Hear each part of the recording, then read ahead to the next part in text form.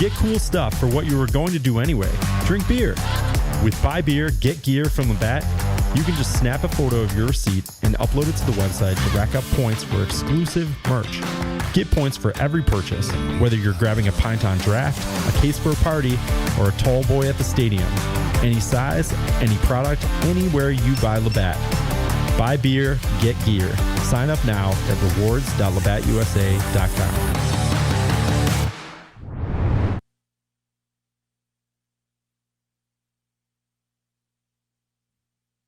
Congrats, I got you in, baby. This is entertainment. People pay to watch this. Pass to a cutting Hiltz. He darts in. Oh! People actually subscribe. All across central New York. Time expired! Syracuse has done it! It's Drive Time with your host, Tim Leonard. Hey, guess what? I'm getting one,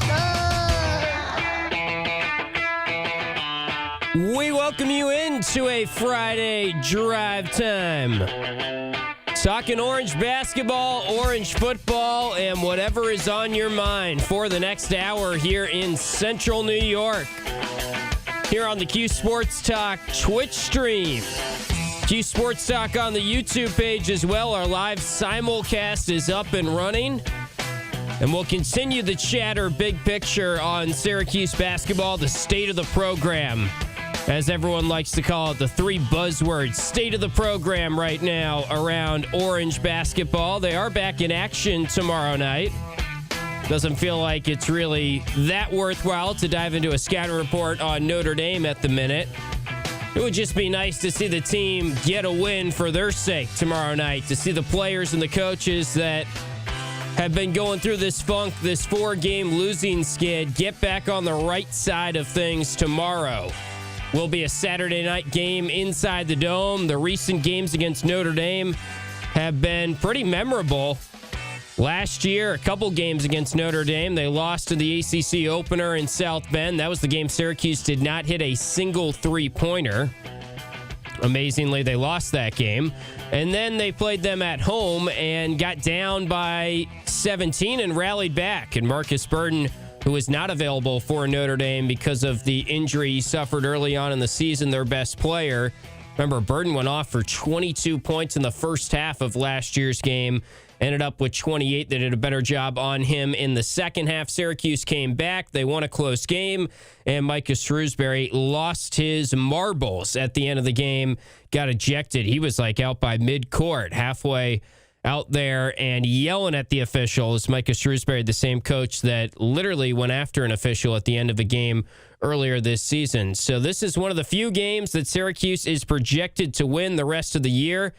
And we can get into the matchup a little bit, but I'm sure a lot of you just want to direct the conversation to the state of the program and who's going to be the next head coach and what to make of the candidates that are out there, and why things have gotten to this point, and how Syracuse can fix the program. And we welcome your thoughts on the phone lines as always here. Phone lines are open throughout our entire hour with you today. If you'd like to call in at 315-437-7644. That is 4ESPN44. If you'd like to give us a ring, we can talk some Orange football as well. And we can also talk some Syracuse men's lacrosse, Syracuse women's lacrosse. They're getting going this weekend. Sunday will be kind of a doubleheader. The women's lacrosse team's going to play at 9 a.m. on Sunday in an exhibition unofficial game against Niagara.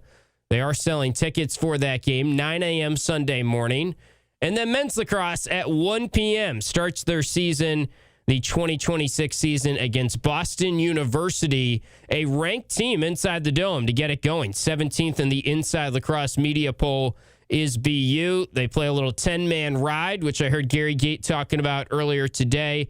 We can get to some of the comments from Coach Gate as we continue with our show today, but we really haven't spent a ton of time on men's lacrosse. So if any of you want to call in and talk Cuse men's lacrosse, a preseason number 2 team or number 3, depending on where you look, and right back into the national championship Final Four or bust mantra that should be around Syracuse lacrosse and wasn't around Syracuse lacrosse necessarily for the last handful of years, but they were able to get back to the Final Four last year, snapped that long drought, And here they are as one of the best teams in the country going into a new season and going into the final year of that great recruiting class, that first big recruiting class for Gary Gait that includes the number one recruit in the country, turns now number one player in the nation in his senior year, according to Inside Lacrosse. That is number 22, Joseph Spallina. So we can talk about the lacrosse team,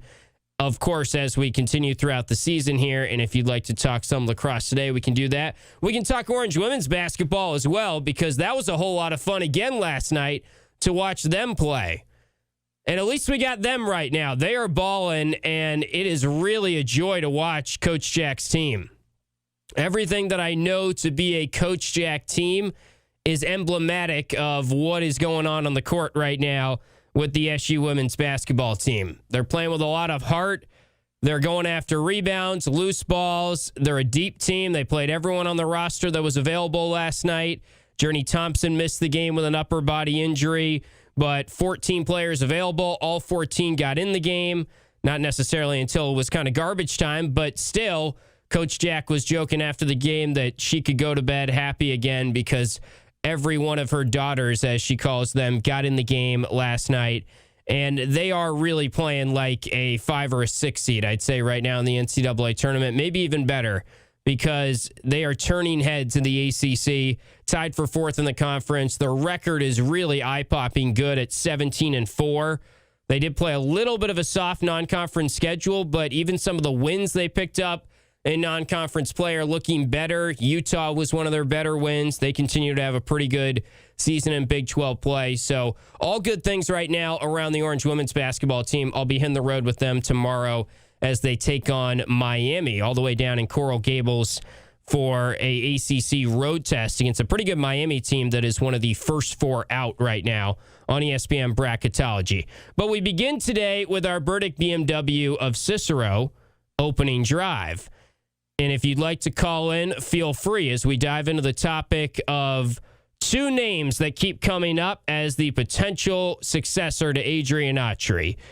A lot of you want me to already just jump headfirst into the coaching replacement conversation. I don't think that it is a stone cold fact that Adrian Autry is going to get fired, because that's not how things go until the season is over, probably, and the ACC tournament has come and gone. But the way things are trending, of course, it feels like we are going to be in a world in the near future where Adrian Autry is not the Syracuse basketball head coach. And from there lies a very important question of probably the most important hire of recent memory for Syracuse athletics. And we say it's an important hire every single time a basketball or football position becomes open at a school that you follow closely. And this one feels especially significant because of the state of the program and because of the options that they will have available to them. And we get into that question that has been surrounding the program a little bit going back to the final days of the Jim Boeheim tenure of, do you keep it in the family or do you go outside the family? Today, for the purpose of our Burdick BMW of Cicero opening drive, I figured let's start with the in-family candidates and let's just talk about them a little bit. And let's open up the discussion to whether this will be a good idea, whether it will be a bad idea. And we welcome your thoughts on the phone lines on some of the internal in-family candidates. And obviously, 2 names come to mind for me right away. I think the first name that comes to mind for everyone when we talk about in-family candidates is Jerry McNamara of Siena right now, and Jerry McNamara of incredible fame when he was a basketball player here at Syracuse. The other name that comes to mind for me is Mike Hopkins, and maybe that name is kind of not top of mind for a lot of you right now because he's kind of come and gone, and that ship has maybe sailed to some of you. But I find it fascinating where Hopkins falls out in this conversation.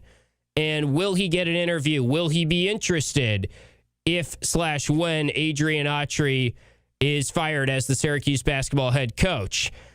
That's an interesting one, and I'd like to hear from some of you today on how that would play in your eyes. Would that generate optimism, buzz around the program if Jerry McNamara or Mike Hopkins were hired as the next head coach at Syracuse basketball?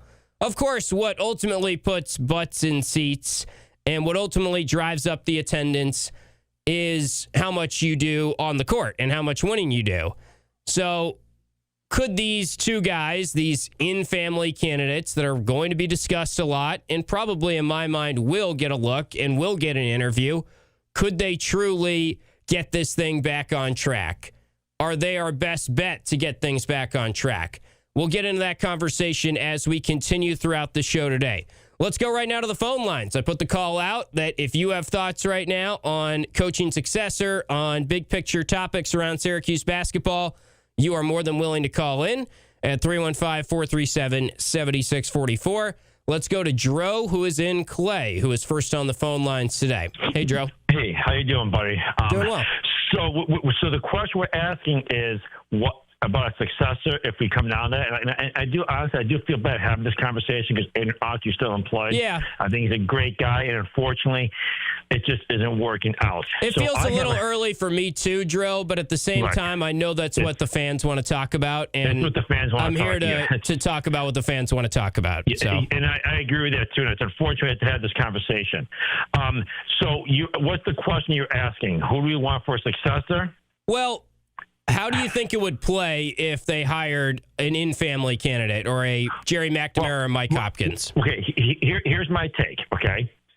The only way you fire Jerry McNamara and the only way he can be even considered is if Siena makes the NCAA tournament. If Siena does not make the NCAA tournament, under no circumstance can you hire him. Because I'm going to tell you this.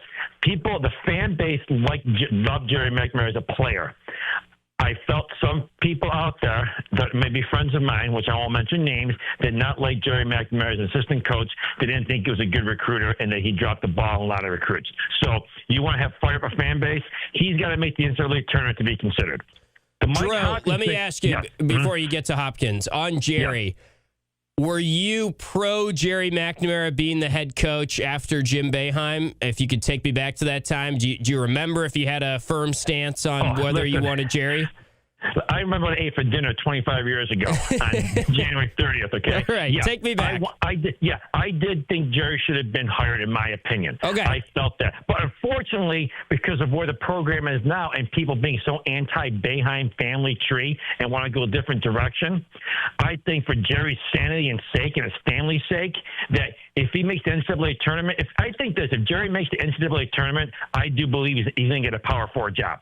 Every coach that coaches at mid-major, if you want to call it that, will get hired at Power 4. So he's going to have a lot of interviews if he makes the NCAA tournament. If he doesn't, he's off the table. Yeah, Mike Hopkins. Let me just jump in real quick because this is why it's an interesting conversation to me. I think there's a lot of people that were pro Jerry, and to me, if anything, he has risen his stock personally in the last couple years based on what he's done at Siena. I think he's done a nice job with that program. I agree with you. It's still kind of early, and it's only a second year, and we'll see if he makes the tournament this year, and that would be more solidifying his stock compared to what we know of it right now. But it's fascinating that it feels like there were some people that liked Jerry.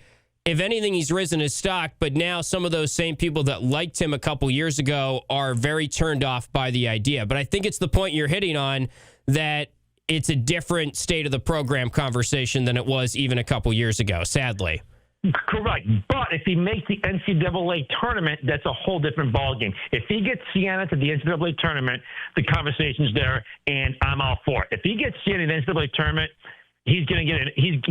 He may very well get hired. Going to Hopkins, though, I felt Mike Hopkins should have been the head coach in 2018. I think Jim should have gone for the sunset. And I do believe if Jim had 2 NCAA titles, he would have. I think if they won the title in 2013, I think he'd be retired then. And that's going way back. Mike Hopkins. Knows? Right, but I do think if he had 2 titles, he would have left a lot sooner. Just my opinion. Doesn't mean I'm right. But I think with Mike Hopkins, what's intriguing is that he's been away from the program long enough where if Jerry did not make the NCAA tournament, I think Mike Hopkins, but there's a poll going on SyracuseFan.com that someone started, and they're saying that it's overwhelmingly no to Mike Hopkins. Like people just want a clean slate. It's on SyracuseFan.com. It was a poll. People don't want Mike Hopkins. I think Mike Hopkins, if he was to get hired, could win the fan base over because he's been away from the program for so long that, people say he doesn't have the connections anymore.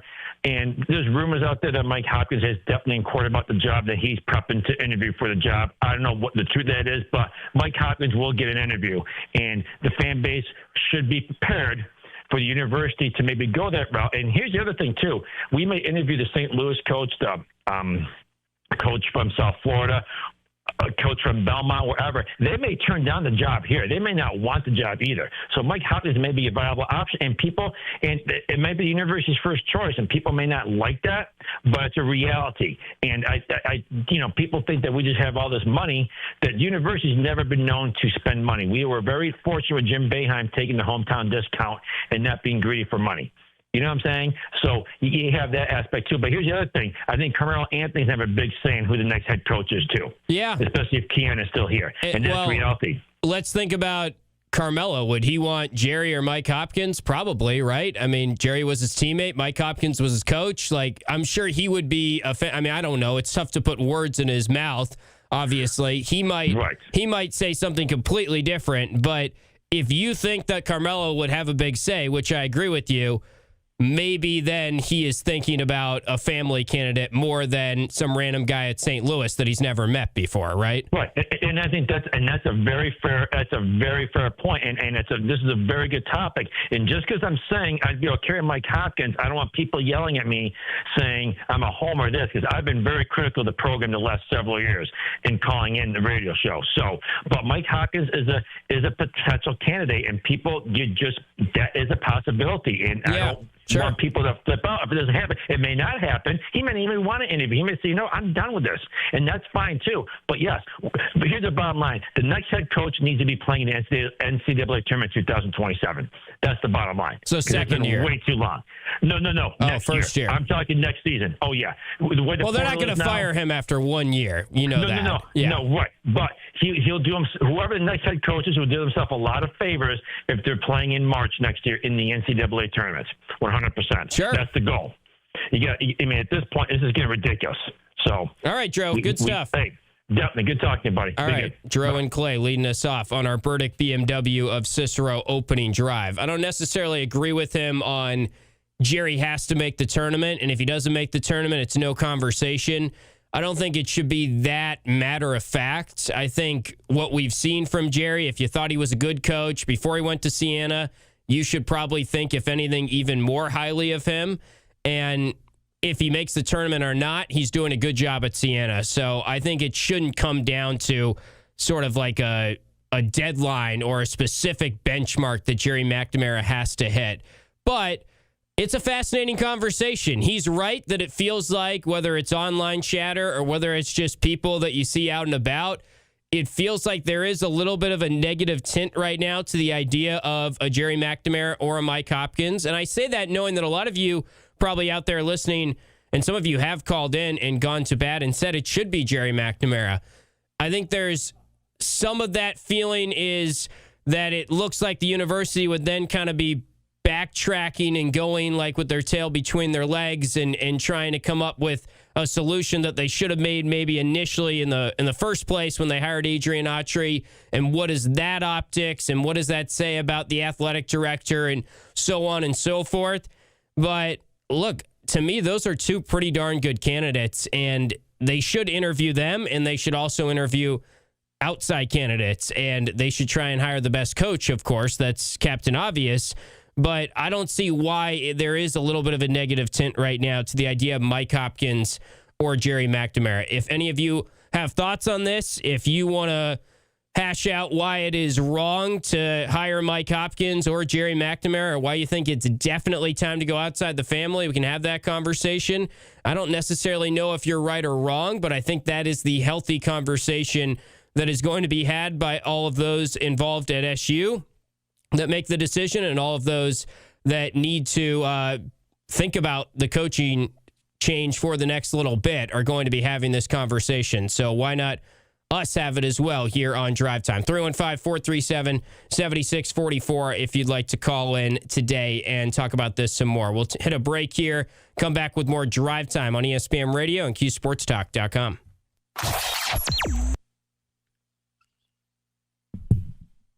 Jason Hart, that's an interesting in-house one, too. I don't know. He hasn't had head coaching. I mean, G League, I guess.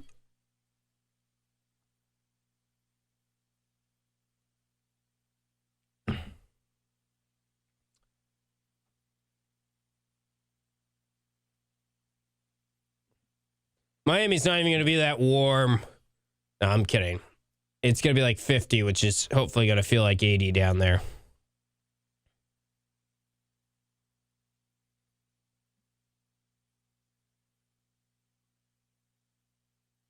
Nice, Gavendo. That's a good deal, actually. I mean, I guess I know why it's a good deal, but sitting courtside's still really fun.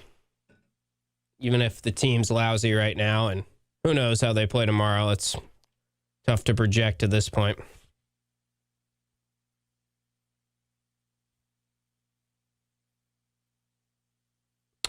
Game's definitely going to be competitive to Paul, I believe it is, in the YouTube chat. Derek raises a decent point here. You know, he says if they strike out on like a Schertz or someone outside the family, then I would vote Hopper GMAC.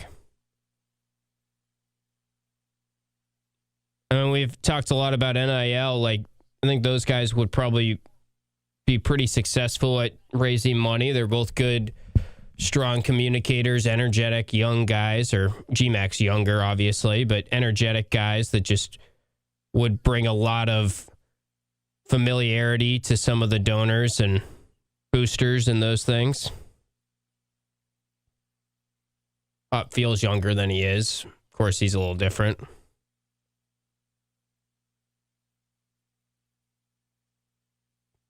I also understand, though, if you're like, you know, we need to go outside the family. I'm sure the school gets that a lot right now.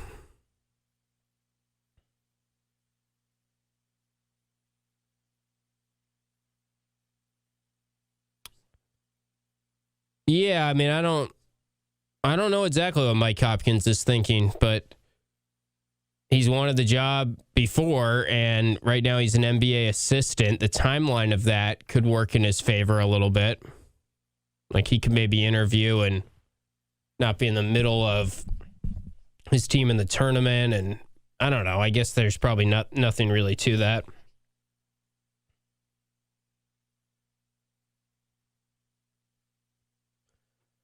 Miami is pretty good, Ryan. I mean, they've been competitive against pretty much everyone. First four out right now. They're 48th in the net. I think Bart Torvik has Syracuse winning the game by like a point right now. So it's going to be a good game, I would guess. They've got really good guard and a really good big. 6'6" center. They're both new to the conference, but they're putting up good numbers. So good matchup of centers, really, when you consider Azoje and their center. I think her name's Kyle, last name.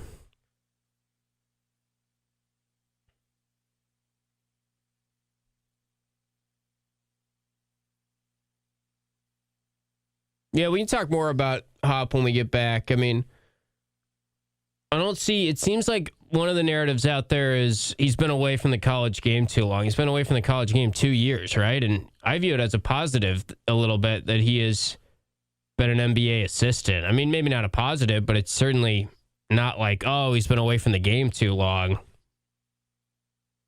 No more Cavender twins. New coach recently, too.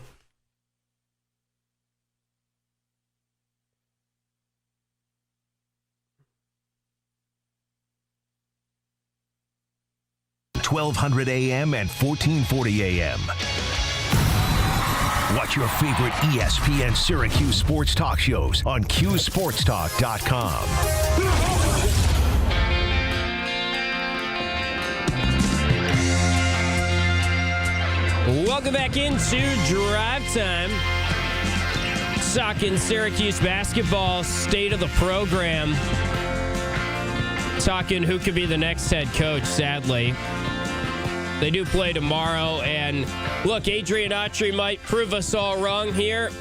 The season's not over, and I've actually been the guy typically that when people call in and start talking about coaching successors and candidates, I put out the stop sign and say, look, we'll have plenty of time to discuss that. And here I am jumping into the conversation on a Friday ahead of a Saturday night game. That's not what we want to be talking this time of year, but it feels like that is the most pressing thing on all of your minds, and that is the conversation that is being had a lot off the airwaves right now, and we're bringing that conversation on the airwaves. We've already had the conversation a little bit, but I figured we could open up the forum even more today, and there's no sense in me getting on here really and talking too much about the X's and O's of Notre Dame.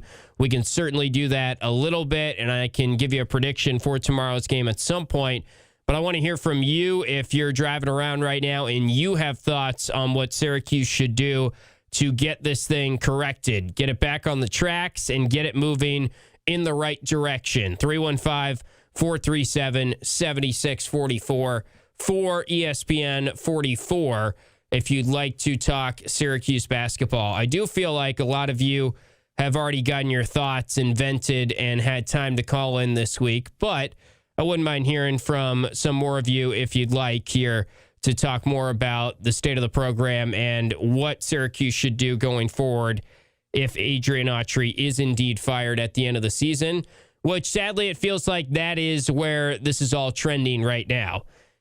That being said, it would be great to see Syracuse bounce back tomorrow and just get a win for all involved with the team. It feels like morale is really on life support right now for the team. Coach Autry says that he feels morale is fine, so maybe I'm exaggerating a little bit when I say that, but certainly the morale of the fan base is at a very, very low point, and you can understand why based on the 4-game losing skid and based on the fact that Syracuse really just has to win the ACC tournament if they have any hope right now of making it into the NCAA tournament and playing meaningful games in March. 315-437-7644 if you have thoughts on Orange basketball. Let's talk a little bit more about Mike Hopkins and Jerry McNamara and my thoughts on if that was the next head coach and if they decided to quote-unquote stay in the family, which, by the way, we had some chatters bring up the idea of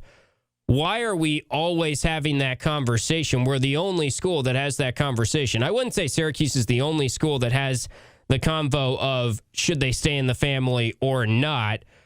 North Carolina is a school that comes to mind for me right away that is one of those. Obviously, some others would point to Duke, too, and the brotherhood and the alumni base they have. I think UNC is similar because they kind of have their moniker of the Carolina Way, and they have that alumni base. The former players are very involved, and they want one of their own to be coaching the team. And Syracuse is a great family environment when you consider if you're a player here, you're a part of the Orange family, maybe more so than other schools.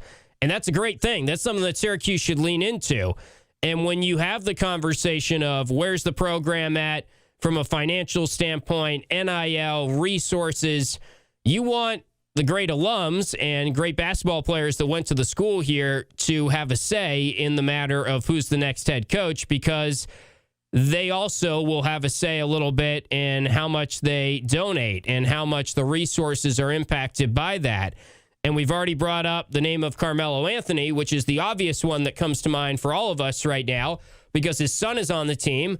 And in theory, his son could be one of the best players on the team next season. So, yeah, you would want to keep Kiyan Anthony, who's a top 35 recruit in the country, and I think having a pretty good freshman season and has a lot of potential.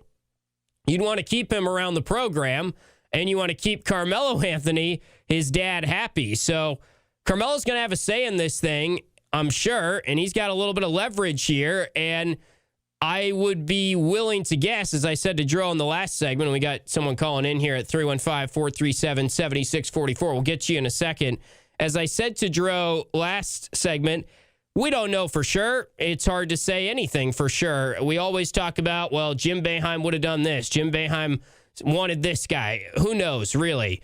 Unless Jim Boeheim tells us one day exactly what was in his mind, that we're not going to know. But, with Carmelo, I would think he would be intrigued probably by a family guy, a Jerry McNamara or a Mike Hopkins. Someone brought up Jason Hart in the chat. Maybe that's a name that gets a look too. He's been a prominent G League coach and, of course, has been on the West Coast, USC, and other stops coaching. So that's something to consider as well. But I think the former players probably are going to be excited by the idea of it staying in family. And I think the former players at UNC and the former players at Duke and the former players at a lot of places are excited by that idea. So it's not like Syracuse is in a unique spot here with having that type of conversation. And by the way, a lot of UNC fans want Hubert Davis fired right now, and they're probably then going to have a very similar conversation of, do we stay in the family, or is this the time we go outside the family? Let's go back to the phone lines. We've got Dave in Syracuse who has thoughts on this. Hey, Dave. Hey, Tim. All right, you ready for this? Let me give you, first of all, who I hope is the next coach for Syracuse. So my hope, get ready, that the coach for Syracuse next year is Adrian Autry. Ah, I thought you were going to say that. Yeah, because if he's the coach next year, there's going to be a whole lot of happy people here this year. That means he made an unbelievable run to get to the tournament. And who knows, maybe even has to make a run in the tournament to keep his job. So if he's the coach next year, we're going to be damn happy this year. So now if it stays the way it is, which we all kind of assume it will, I think it's obviously crucial that John Wildhack sits down with the big donors. I mean, they sit at a table because they're the guys that are going to be able to get the coach that we want here. They are crucial to this. Because if we don't have the NIL money, we're not going to get the top of the list guy that we want. So I don't know who that is. I'm a Jerry McNamara guy. I'd love to see Jerry here. This whole talk that, we need a fresh start. Whoever thinks that it wouldn't be a fresh start with Jerry McNamara, is it Jerry McNamara going to commit, right? Yeah, I agree with you. It's sort of silly to me that, Jerry's not going to be the same coach as Adrian Autry. And Adrian Autry actually, to me, deviated from the Boeheim way a good bit, from what I understand, and the way he structures practices, and they run more plays now, which no one believes that. But just some of the things, first thing that Adrian Autry was asked is how much are you going to play zone, and he has deviated from that. That's one example. So I'm with you. Jerry is his own coach. Mike Hopkins is his own coach. Jason Hart, Adrian Autry. The idea that you're keeping in the family and it's going to be the same problems or it's going to be the same style of coach, I think is over-exaggerated. I'm with you totally. That's just a concept in people's minds. None of these guys are coming in saying, what would Jim do in this situation? They may have been influenced. Obviously, they've sat and watched and learned under him. They're going to carry certain things. But they all have their own ways of thinking. And Jerry's already made a move. I was thinking that he would do what he's doing at Siena and make a splash. And I think he has already. He's going to be great somewhere. I don't know where it is. But anyway, that's my hope is it's Adrian. And if it's not, it's donor time. Yeah, it's a good conversation to bring up, Dave. It definitely feels like they have to get the next head coach that gets buy-in from the donors so that they can be in a better spot NIL-wise. So good points there from Dave in Syracuse. If you'd like to call in, you can as well at 315-437-7644. Let's hit a timeout. Stay on time here. We'll continue the conversation on Mike Hopkins, Jerry McNamara, in-family candidates versus outside of the family, what the pros and cons are for that. And we can talk a little women's basketball and men's lacrosse before we wrap up today as well. You're listening to Drive Time here on ESPN Radio, QSportsTalk.com. This is Orange.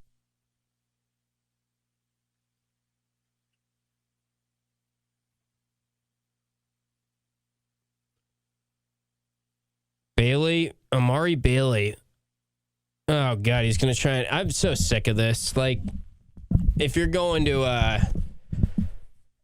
to play college after playing in the NBA, I think that's just ridiculous. Phone's ringing, Kyle.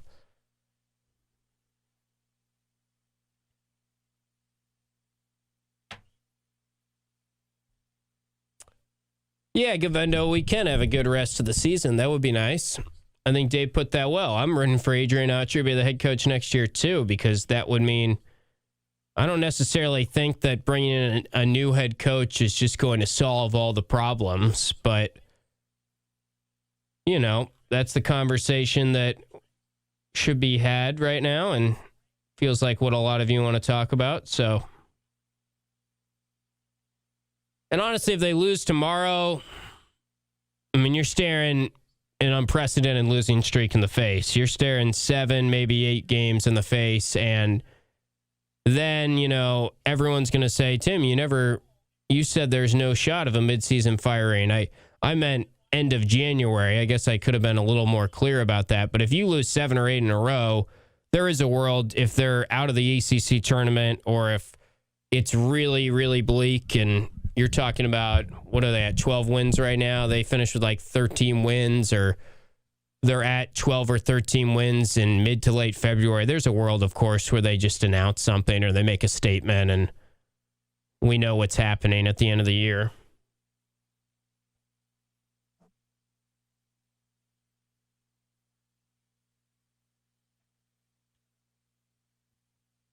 Kyle, is this Mark in New York City or it's Mark in Manhattan, which we normally get a Mark in New York City? It's probably that guy. Mark in Manhattan rolls off the tongue, though. It's got alliteration.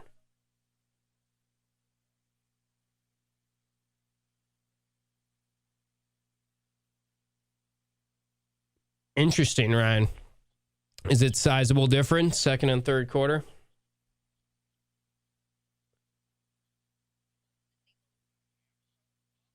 Mark in Vegas, yeah. Ronnie Cycli for coach.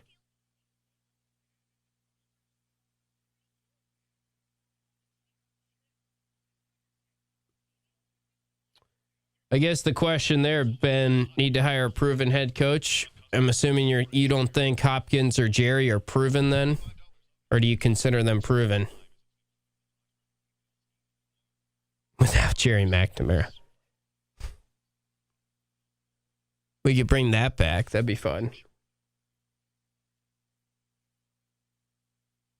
For some reason, I don't know. It feels like Jerry isn't going to happen. I just can't really picture it. I can kind of picture Hopkins, and obviously I can picture someone outside of that and just a complete fresh start, too. I don't know why. I just don't. Feels like Jerry is. I mean, I could see him being the head coach like next go around at Syracuse. I think Steve said that. Obviously, you're not hoping that is very soon, but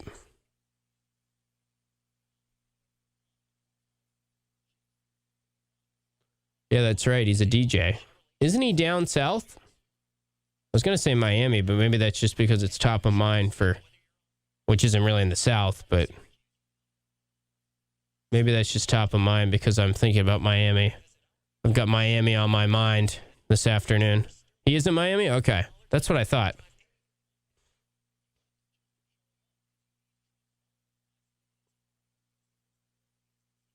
Former Charlotte Hornet. Here it is, yeah. Charlotte Hornets player and UCLA standout Amari Bailey is making plans to return to college. We have lost contain.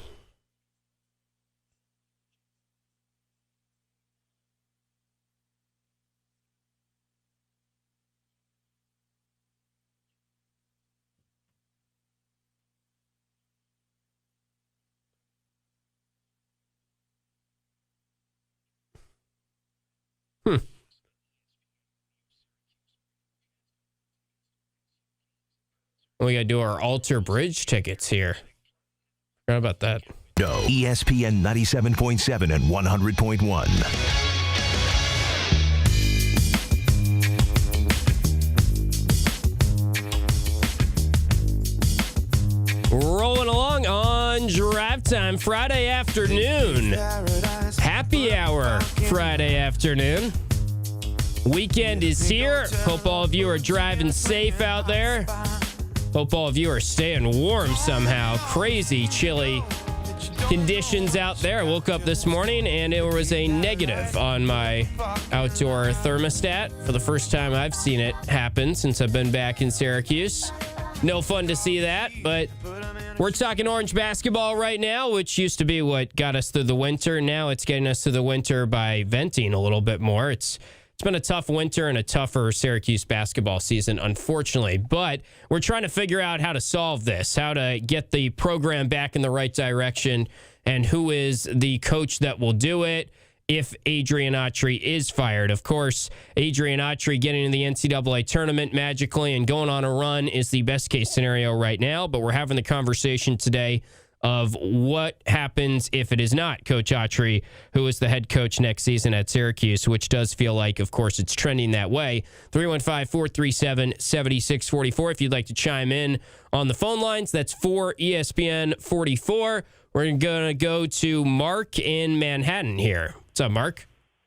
Not much. I have a huge credit to the last caller, because when he started saying, like, I hope Adrian Autry is our coach next year, I almost had a heart attack and hit the beer a little bit early. Well, I know some of you feel that way, but he's coming at it from a perspective of that would mean they go on a long run. But yeah, go ahead. I'll give you the floor. And I loved it. And he's right, because if that happens, listen, NC State had a lot of fun when that happened 2 years ago, and of course he couldn't appear the next year. But yeah. But I think we have to reset this whole inside the family thing. Syracuse is 10th all-time in wins in the history of college basketball. This is a top 15 or 20 job, top 20 job at worst. And do we really want to prioritize someone who's got an SU degree if it's a top 15 or 20 versus like sustaining the level of being what this program has been? Because if you hire GMAC, for instance, it is such a ridiculous risk. His whole coaching career is underneath Boeheim, all right? Well, not the last couple of years, but yeah. All but 2 years, but it's not like he pulled a Signetti this year. Sure. The risk if that doesn't work is exponential, because then that's clearly a foolish mistake. Why is there any discussion? You can point to North Carolina. I get that. And at least Hubert got them to the Final Four in their first season back. But to me, this is it. Hopkins has been out of the game for like 2 weeks. He's down at the Pelicans. Why do we have this urge? It's got to be in the family. Let's find one of the top 15 or top 10 coaches that is coming up. I don't understand why this is a discussion. So let me jump in. What it is most important. So yeah. I think part of the conversation is Carmelo Anthony's son is on the team right now, and I'm sure you agree that you want Kiyan Anthony back next year, right? Absolutely. Yeah, I think that's part of it, that a lot of the former players, you want to keep them involved in the program. You want to keep someone like Carmelo Anthony involved. And I'm guessing that they want to see, in an ideal world, someone with the Syracuse tie, someone with the Syracuse name succeed and get this program back. And we were all hoping that was Adrian Autry. It doesn't feel like it's trending that way. You say it's a top 15, top 20 job.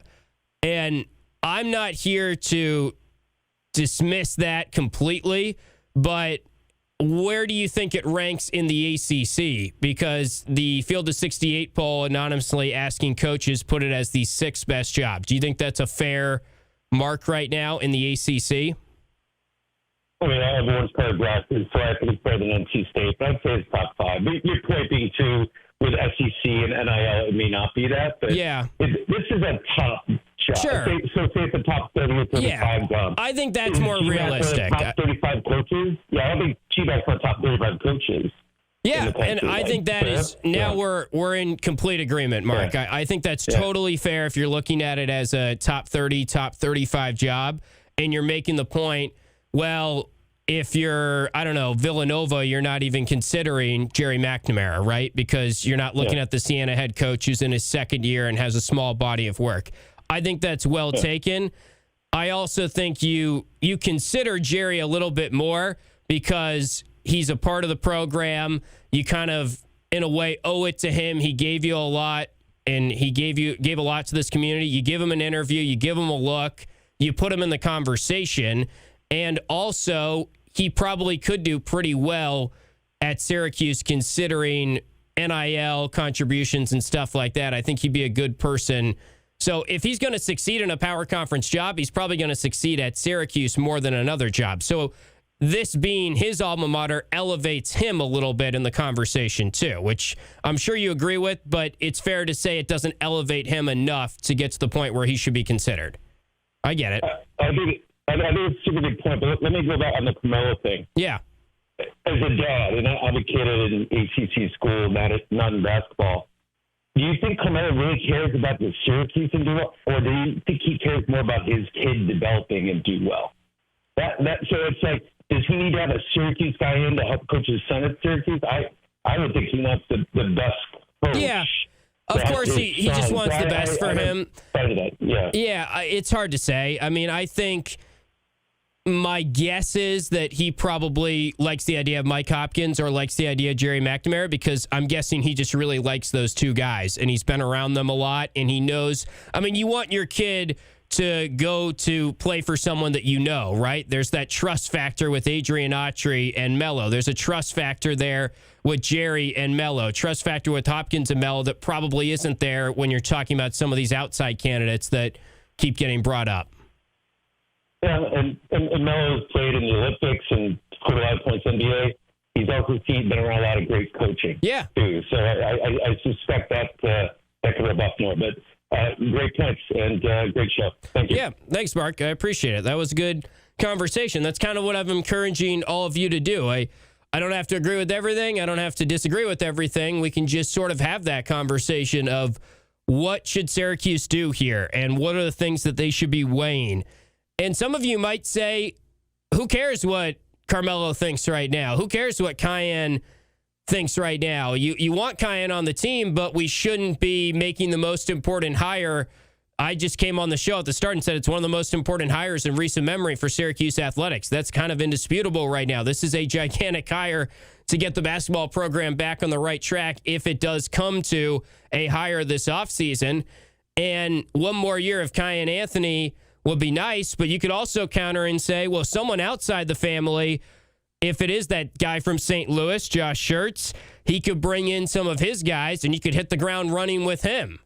And if it is Mike Hopkins or Jerry McNamara, who are they bringing in besides just sort of maybe having a better chance of keeping Cayenne, which honestly, I don't really see Cayenne playing for anyone but Syracuse next year. Maybe that's just because I don't want to see that and I don't want to visualize him playing in another uniform, and I can't imagine it, but that's my take on the situation. I feel like he wants to stick to getting Syracuse back, and if he believed that going into this season, and that was the main reason why he chose Syracuse going into this season, I don't see why he would feel differently if it was a different head coach necessarily. So some of you would probably argue right now as I'm talking, well, if you bring in an outside candidate and if you think Cayenne Anthony is definitely staying, then he's going to stay and you're going to get some of the outside candidates players and you're going to hit the ground running. And that's fair. I don't know how many guys Jerry McNamara is bringing over that are making an immediate impact. I think Sienna's got a nice roster and a lot of you like Gavin Doty, and that's a great story. And Gavin Doty is a very good player for Siena. Does that mean he's going to be a good player for Syracuse? That's a big step up in competition. I think he could definitely be a part of the Syracuse roster. I don't know if he is a starter for Syracuse. I would be surprised by that. If that's the case, he probably would have already left and gone somewhere else. So that's a part of the conversation that I'm sure the higher-ups are weighing as well. We'll hit our final break here on Drive Time. We've got someone else giving us a ring, so we'll get to more of your thoughts on the phone lines as we return. 315-437-7644. You're listening to Drive Time. Check out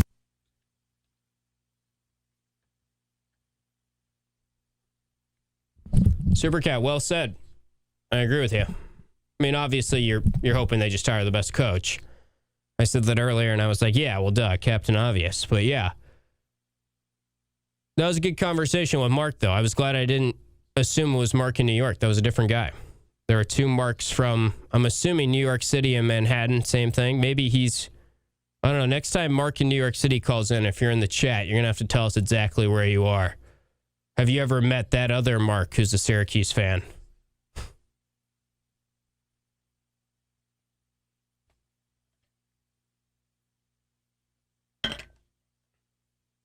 F the phones. F YouTube.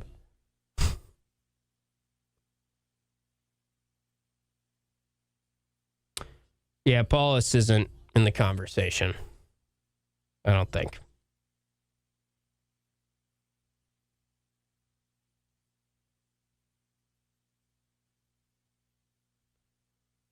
Mike Hopkins' record at Washington. He was there 7 seasons. Got off to a very good start. Let's look it up right now, what his official record was. I went through, I was going to talk about it today. We've kind of gotten sidetracked by callers, but I went through kind of what his teams were good at, what they were bad at Washington, and I was going to have a conversation about that. At Washington, he was 118 and 106, 53% win percentage, 62 and 72 in Pac-12 play. 21 wins first year, 27 second year, made it to the second round of the NCAA tournament. 15 wins third year. Fourth year was COVID, 5 and 21. Not a good year, obviously, even though there was less volume of games. 2021, 17 and 15, 16 and 16 the year after that, 17 and 15 his final year. Manhattan will be good. Maybe Mark in Manhattan, he said he was already going to start drinking based on the last caller. Maybe he was going for a Manhattan in Manhattan.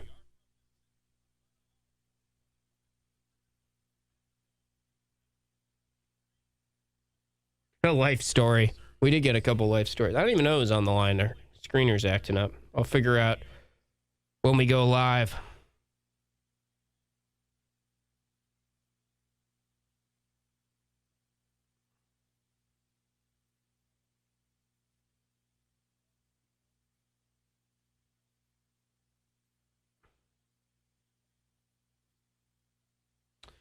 Overwhelming no's to the post of what do you think of GMAC that we clipped up of the show.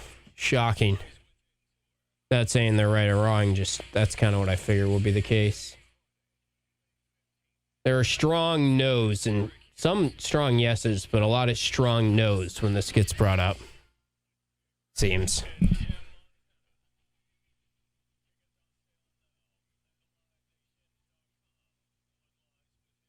Oh, I forgot to do the friggin' altar bridge. We're going to have to do it at the end of the show.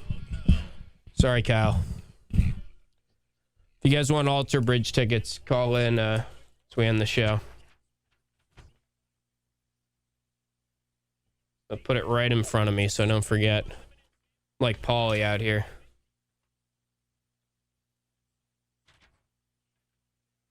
Yeah, the Loyola Marymount guy. Is that what you're talking about, Kev? There were a lot of weird ones today. Yeah, major donors was a good point. You got to consider that.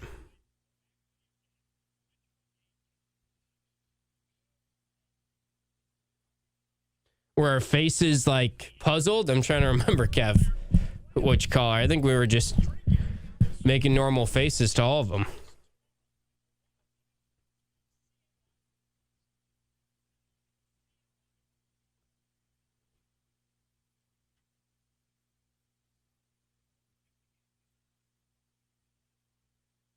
Powered by Drivers Village Cicero. ESPN Radio 97.7 and 100.1.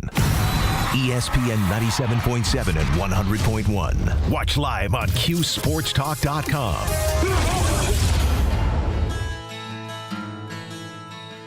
Final segment for the week on Drive Time. We are going to give away some tickets at the end of this final segment, so hang around for that. We'll have a ticket giveaway for a concert coming to Syracuse this summer that I'm sure a lot of you will be interested in. If you're driving around right now, we'll get to that at the end of the show. We've been giving them away throughout the week, so if you've been listening throughout the week and want another crack at some tickets, we will get to that. But we're getting to your thoughts on the phone lines today as well. at 315-437-7644. Talking Orange basketball and kind of state of the program right now. Let's keep the phone calls coming. We'll go to David in Syracuse. Hey, David.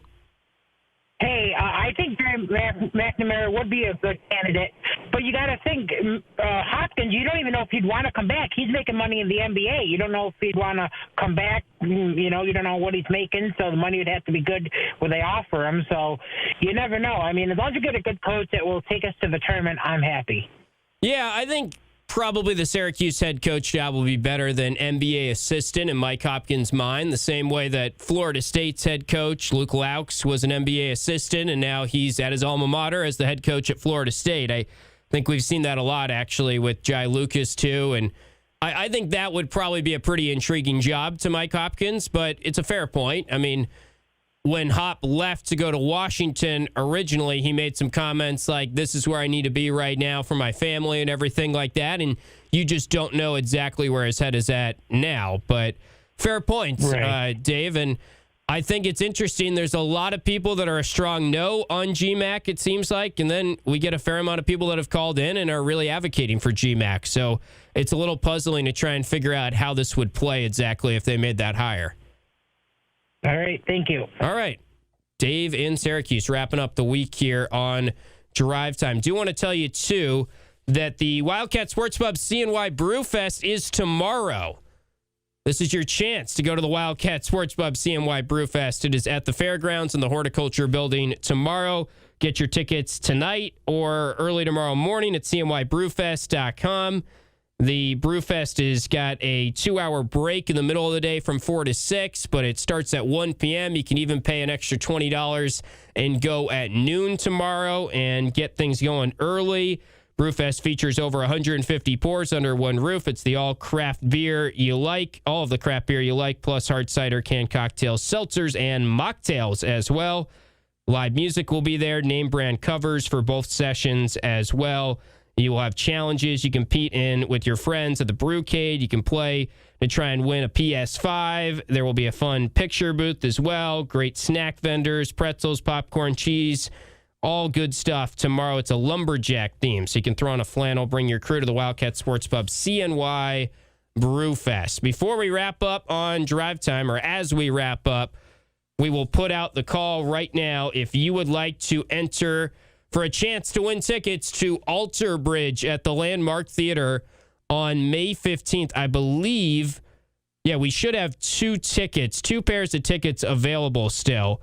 So we'll at least give away one. Let's say this. We'll give away one right now to caller number 1. First caller to call in right now, May 15th, Landmark Theater. It's Alter Bridge, who is of Creed fame, basically.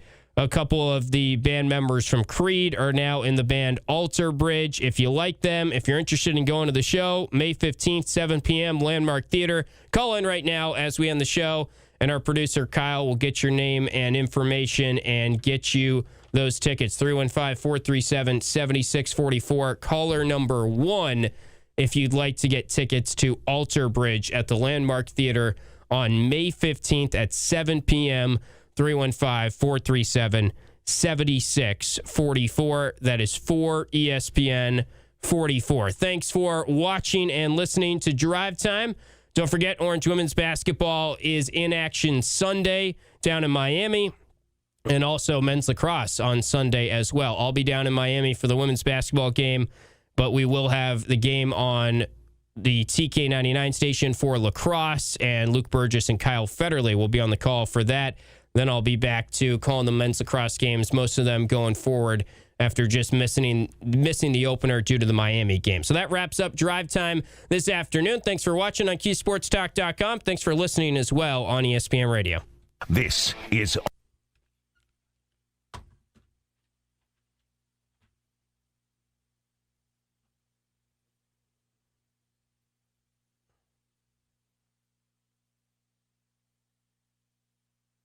Is all red. Stop. You're huffing and puffing. Not huffing and puffing. You're gaslighting people right now.